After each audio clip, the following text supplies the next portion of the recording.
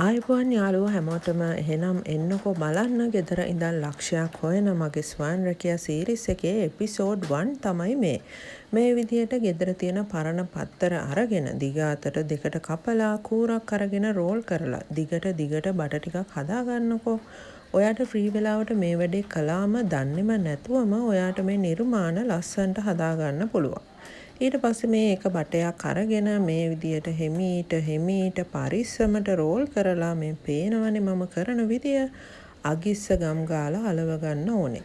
ආයෙම බටයක් අරගෙන කලින් එකටම ගම් ගාලා අලවලා දිගට රෝල් කරන් ගියාම ඔයාලට මෙන්න මේ වගේ පත්තර තැටියක් හදා ගන්න පුළුවන්.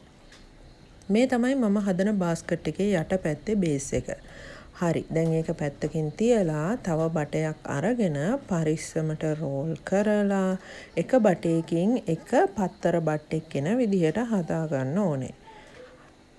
මේවා හදාගනිද්දි ඔයාලා හොඳට ඇලවෙන ගම් එකක් පාවිච්චි කරන්න. මොකද මේවා තැන් වලින් ගැලවෙන්න ගත්තොත් අන්තිමටම ඔයාගේ නිර්මාණේ නිමාවට ඒක ලොකු අඩුපාඩුවක් වෙනවා. ඊට පස්සේ ඔයා කැමති පාටකින් මේ ටික පාට කරගෙන බාස්කට් එක හොඳට ඇලවෙන ගම් එකකින් නැත්තම් ග්ලූ ගන් එකකින් හොඳට අලව ගන්න තමයි තියෙන්නේ.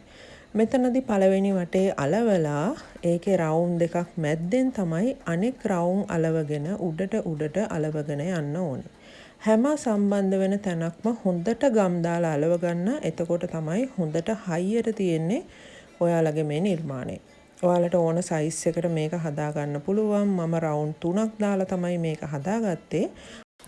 අන්තිමටම මේක සරස ගන්න පබලු පාට ගල් මේ වගේ ඔයාලා ගාව තියෙන ලස්සන දේවල් පාවිච්චි කරලා අලෝලා මේක තවත් ලස්සන කරගන්න ඔයාලට පුළුවන්. මේකට පෑන් පැන්සල් දාන්න, චොකලට් ටොපි මේ වගේ සැහැල්ලු දේවල් දාන්න. ඒ වගේම තව කෙනෙකුට මේ වගේ දෙයක් හදලා ලස්සනට තෑගි දෙන්න එහෙම මේක නියමයි. ඉතින් මේකට මල් ටිකක් දාලා ඔයාලගේ ස්ටූල් එකක් උඩ සරස ගන්න. ඒ වගේ දේවල් වලටත් මේක පාවිච්චි කරන්න පුළුවන්. ඉතින් මේ හෑන්ඩ්මේඩ් අයිටම් වලට හොඳ මිලක් තියෙනවා කියලා ඔයාලා දන්නවනේ. මේක ලස්සනට පැක් කරලා ඔයාලට ගිය මිල අනුව ගාණක් නියම කරලා වෙළඳපළට දාන්න හෝ එක්ස්පෝර්ට් කරන්න පුළුවන්. එහෙනම් ඊළඟ එපිසෝඩ් එකෙන් එනකම් ඔයාලා හැමෝටම ආයුබෝවන්.